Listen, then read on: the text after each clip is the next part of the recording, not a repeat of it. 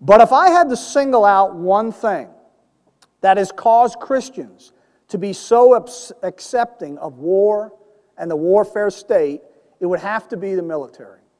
Americans love the military, and American Christians are no exception. It doesn't seem to matter the reason for each war or intrusion into the affairs of another country. It doesn't seem to matter how long U.S. troops remain after the initial intervention. It doesn't seem to matter how many foreign civilians are killed or injured. It doesn't seem to matter how many billions of dollars are spent by the military. It doesn't even seem to matter what the troops are actually doing. Americans generally believe in supporting the troops no matter what. Social activist Lee Griffith remarks in his book, The War on Terrorism and the Terror of God, currently, public support for military actions is virtually instinctive, especially so if the troops have already been placed in harm's way. It is claimed that to question the endeavor, to express less than enthusiastic support, is to show callous disregard for the lives of the young women and men who face enemy bullets on our behalf. As if by magic, the charge of disregard for life is leveled against those who oppose placing troops on the battlefield, while the potentates who place them there are held immune. Americans are repulsed by the serial killer who, to satisfy the most basest of desires, dismembers his victims, but revere the bomber pilot in the stratosphere who, flying above the clouds, never hears the screams of his victims or sees the flesh torn from their bones. Killing women and children at a distance of 5 feet is viewed as an atrocity, but at more than 5,000 feet, it is a heroic act. Christians of all branches and denominations have a love affair with the military. This alliance includes Catholic just war theorists, evangelicals in and out of the military, red state Christian fascists, right-wing Christian nationalists, progressive Christians who oppose the war in Iraq, theocon values voters, Christians who are not part of the religious right, and even conservative Christians who oppose an aggressive interventionist foreign policy. The superstitious reverence that many Christians have for the military in some cases borders on a fetish. Criticism of the military is strictly forbidden. To question the military in any way, its size, its budget, its efficiency, its bureaucracy, its contractors, its weaponry, its mission, its effectiveness, its foreign interventions, is to question America itself. One can condemn the size of government, but never the size of the military. One can criticize federal spending, but never military spending. One can denounce government bureaucrats, but never military brass. One can depreciate the welfare state, but never the warfare state. One can expose government abuses, but never military abuses. One can label domestic policy as socialistic, but never foreign policy as imperialistic. I am often accused of being anti-military, of not appreciating the sacrifices that have been made so that I can have the freedom to speak English, vote, and write articles critical of the military, and express my negative opinions about U.S. foreign policy. But if the military were actually engaged in defending the United States, securing the borders, guarding the shores, patrolling the coasts, and protecting the skies, I would be as pro-military as the chairman of the Joint Chiefs. What is the purpose of the military? I think it is beyond dispute that the purpose of any country having a military is defense of the country against attack or invasion, not to rid the world of evil, as Bush proclaimed from the pulpit of the National Cathedral a few days after September 11th. The U.S. military should be engaged exclusively in defending the United States, not defending other countries, and certainly not attacking them.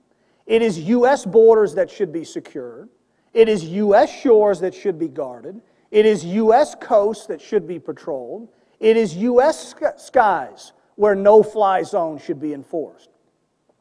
But because U.S. foreign policy is aggressive, reckless, belligerent, and meddling, because it has a history of hegemony, nation building, regime change, and jingoism, because it is the story of interventionism, imperialism, and empire, because it results in discord, strife, hatred, and terrorism toward the United States, the U.S. military, the enforcer of U.S. foreign policy, is a force for evil in the world.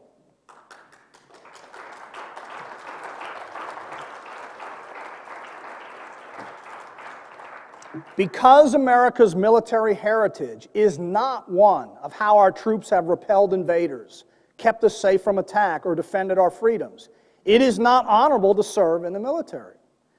This is a bitter pill to swallow, especially for soldiers who fought for a lie and the families of soldiers who died for a lie.